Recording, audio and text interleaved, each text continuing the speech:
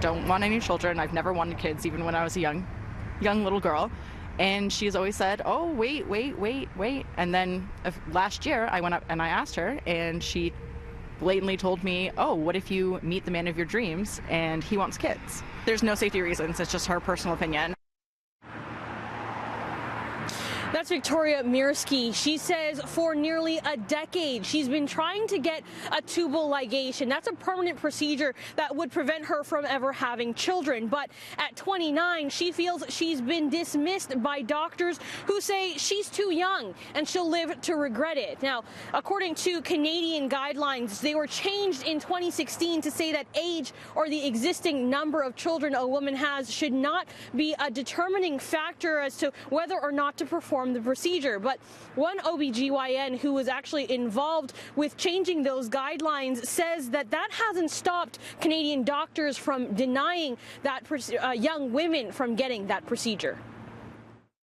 Most physicians who are refusing are doing so with a good intention. I think it's what I call a well-intentioned paternalism.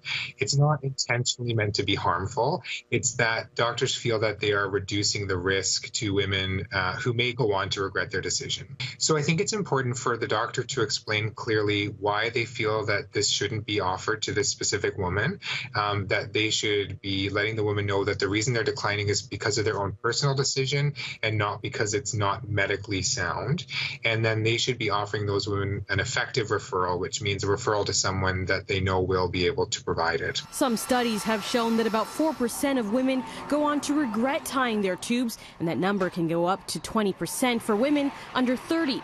But Dr. Costescu points out that the rate of regret is actually higher for women who already have kids before tying their tubes than the women who don't. The reason for that probably is that women who want child-free living don't change their minds. What happens is people who have 1 or 2 children may decide later they would like to have more.